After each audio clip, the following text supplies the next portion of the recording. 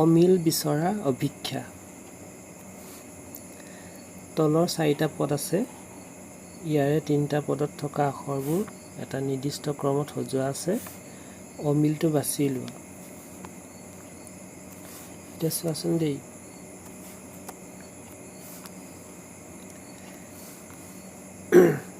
C মানে 3, এ মানে 1,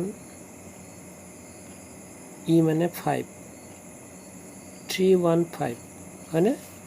এতিয়া 3, 1, 5টো চোৱা, 3 পৰা 2 মাইনাছ হ'লে 1 হয় আৰু 1ৰ লগত 4 প্লাছ কৰিলে 5 হয় হয়নে? তাৰপিছত চাবা,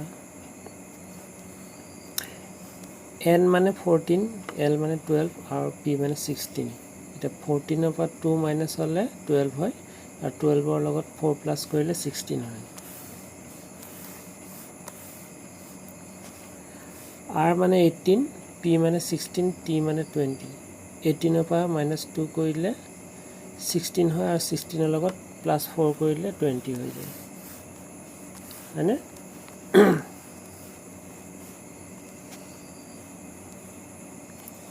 কিন্তু এইটো চাবাচোন,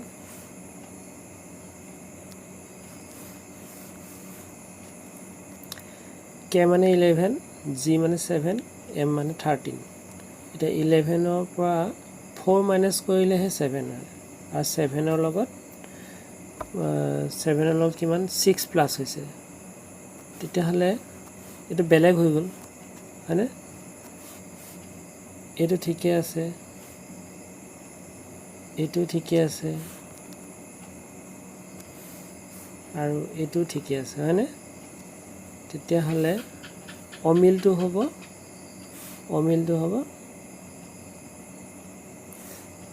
এই বিটো। ঠিক আছে,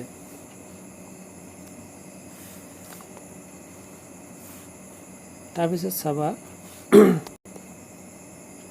অমিল জোৰটো বাছি উলিওৱা। এতিয়া ইয়াত কি হৈছে চোৱা, ইয়াত জোৰবোৰ চোৱাচোন দেই, 3 আৰু 27 আছে হয়নে? 3 অনুপাত 27, 4 অনুপাত 16, 7 অনুপাত 343, 5 অনুপাত 125। এতিয়া চোৱাচোন ইয়াত কি পাৰ্থক্য দেখা পাইছে। 3টো হ'ল অযুগ্ম, 27টো অযুগ্ম হয়নে?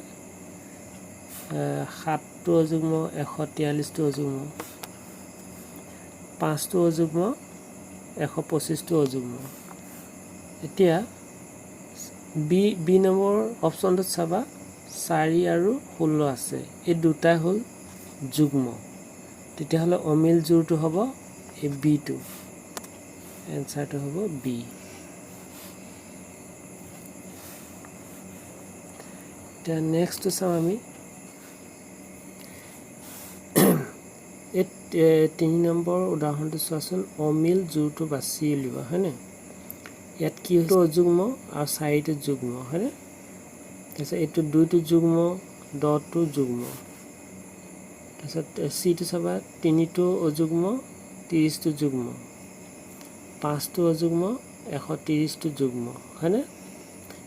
এতিয়া যুগ্ম অযুগ্ম বুজি পাইছা নাই? এককৰ ঘৰত কি আছে, এইটো 130ৰ 0 আছে, 0 থাকিলে যুগ্ম হয়।